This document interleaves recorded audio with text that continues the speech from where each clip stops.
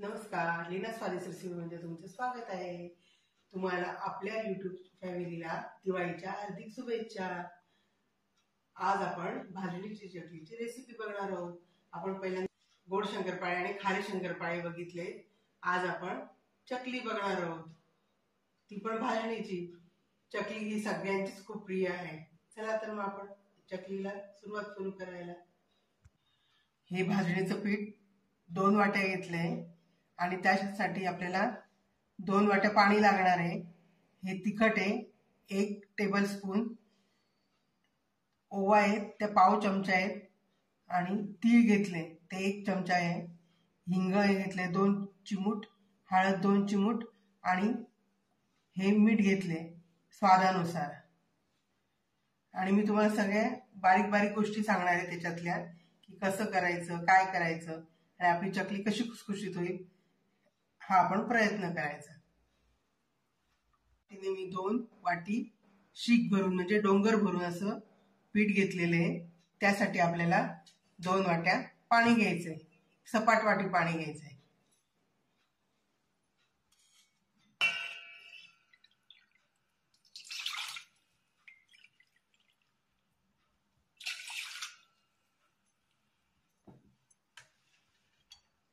आता आपण ते गॅसवर ठेवूया पाणी।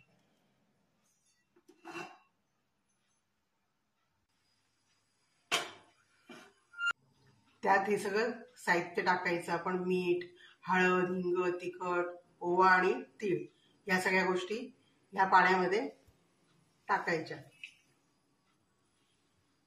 आणि त्याचबरोबर आपण हे सगळं टाकल्यानंतर आता आपण हे 2 टेबलस्पून, एका वाटीला 1 टेबलस्पून असं 2 टेबलस्पून तेल टाकायचं।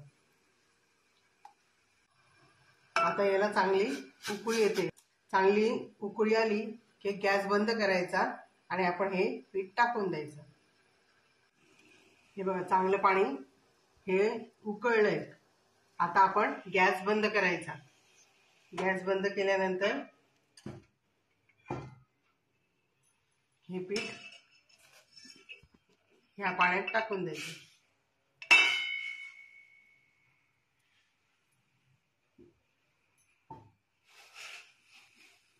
आणि हे असं लाटण्याने पूर्ण कालवून घ्यायचं।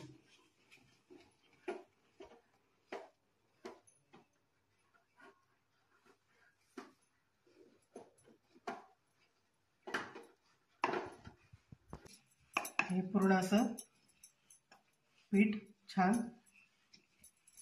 कालवून घ्यायचं त्या पाण्यामध्ये।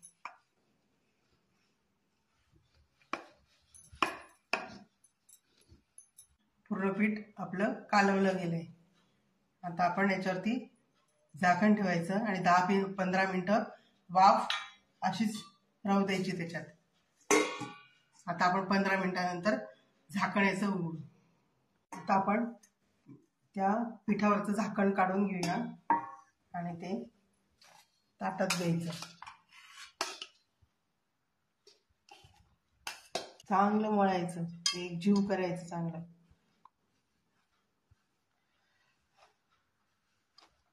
हात लावायचा कारण की हाताला चटके लागत नाही आणि मग पटापट मळलं जातं।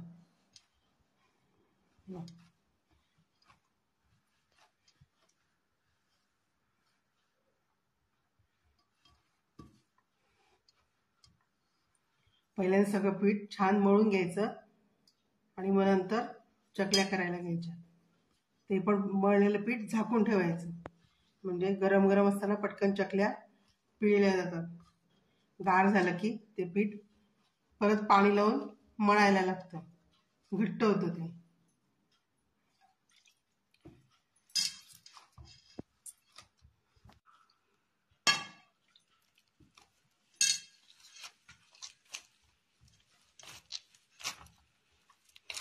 पाणी लागलं तर पाणी पण थोडं टाकून मळून घ्यायचं, पीठ घट्ट झालं असेल तर।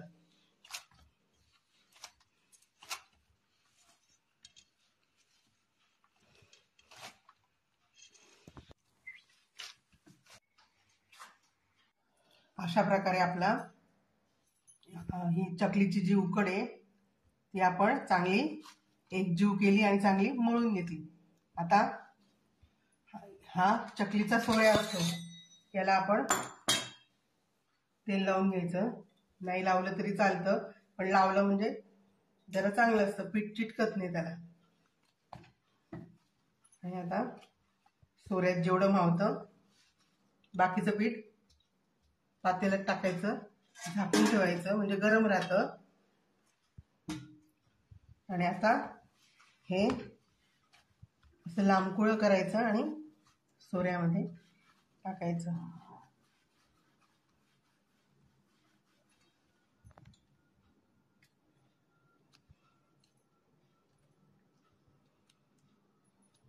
हे पीठ आहे जास्त घट्ट नाही ठेवायचं आणि जास्त सैल पण नाही ठेवायचं, मध्यम ठेवायचं.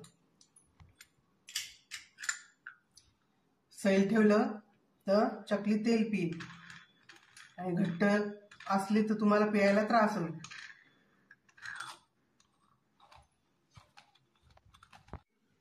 सोऱ्यामध्ये पीठ भरले, आपण चकल्या पिळून घेऊ. तेवढ्या वेळात आपण इकडे तेल तापायला ठेवूया. गॅस पेटून तेल तापायला ठेवूया.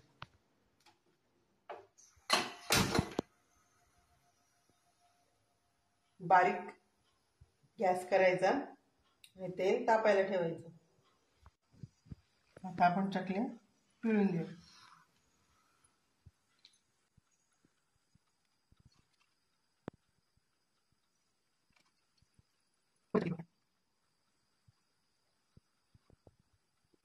आपण अशा पद्धतीने पण चकली पिळू शकतो आणि असं पण करू शकतो. काय करायचं, पहिल्यांदा असं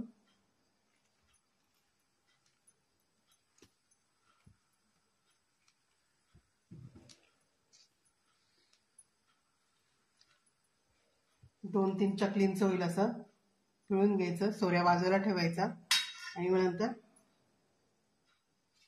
असं गोल करत राहायचं. झाले, ठेवली बाजूला.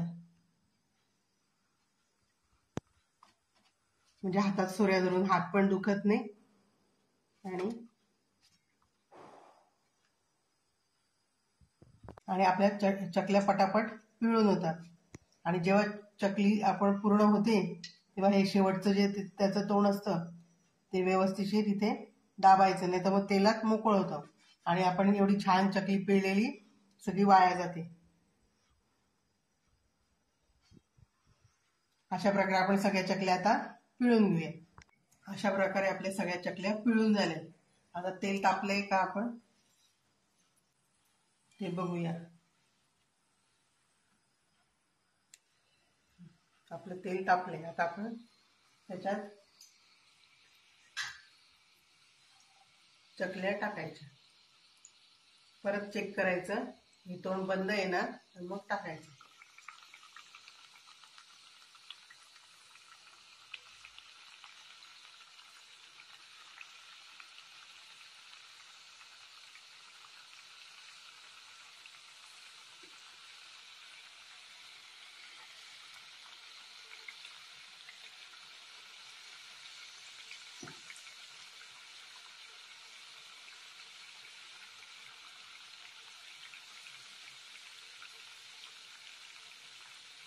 गॅस पहिल्यांदा जरा मोठा करायचा म्हणजे चकली विरघळत नाही.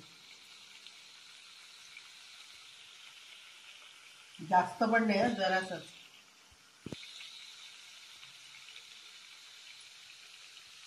पहिल्यांदा चकलीला झारा लावायचा नाही, पहिल्यांदा पूर्ण सेट होऊ द्यायच्या आणि मग नंतर त्याला उलट्या पालट्या करायच्या.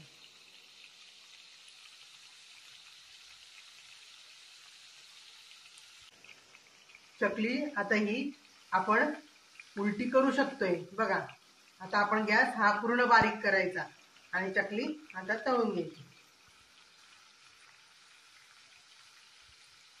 सगळ्या चकल्या उलट्या करायच्या आणि नंतर एकसारख्या हलवत राहायचं म्हणजे चकली ही सारखी तळली जाते.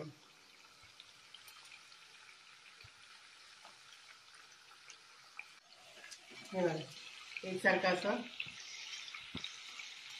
खाली वरती करत राहायचं चकल्यांना.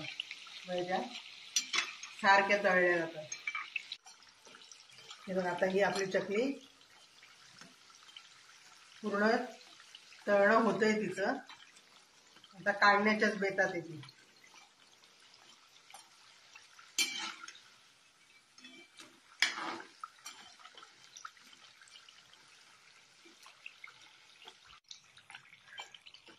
चकलीची चांगली उकड होणं हे तर आहेच, म्हणजे चकली चांगलं होण्यासाठी पूरक. पण तळणं हे जास्त महत्वाचं आहे. आपण कसं तळतो याच्यावर अवलंबून आहे. तुम्ही मोठा गॅस केला, बरोबर तळलं, वरती नुसतं तळलं जातं, आतमध्ये कच्चं होतं, ते काही उपयोगाचं नाही. त्याच्यामुळे चकली ही आपण जेव्हा टाकतो तेव्हा मोठा गॅस करायचा आणि ती सेट झाली की गॅस बारीक करायचा आणि मग तळून घ्यायची तिला एकसारखी खाली वर करून. बघा, आता ही आपली चकली तळून झाली आहे.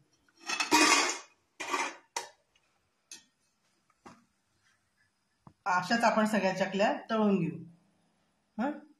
काही जणांना आता ही तर काही चकली तेलकट नाहीये, पण काही जणांना ती सुद्धा तेलकट होते. मग काय करायचं, आपण तळून पहिल्यांदा एखाद्या ताटात काढून घ्यायचं आणि नंतर टिश्यू पेपर मध्ये रचून ठेवायचं. म्हणजे जे काही तेल असेल जास्तीचं ते टिश्यू पेपरला लागतं आणि मग चकली तेलकट राहत नाही. पण ही तर चकली तेलकट नाहीये बघा. तो आहे का, हे बघा, लागते का तेल हाताला? नाही लागत आहे, पण तरी लोकांना तेलकट होते ती. म्हणून असं ठेवून द्यायचं. अशा प्रकारे आपल्या सगळ्या चकल्या तळून झाल्यात. बघा किती पोकळ झाली बघा चकली आपली, आणि किती कुरकुरीत आहे, मस्त. छान काटे पण आलेत आपल्या चकलीला, मस्त. अशी रेसिपी तुम्ही पण करून बघा आणि माझी रेसिपी तुम्हाला आवडली का हे मला कमेंटमध्ये कळवा. आपण परत भेटू पुढच्या रेसिपीमध्ये.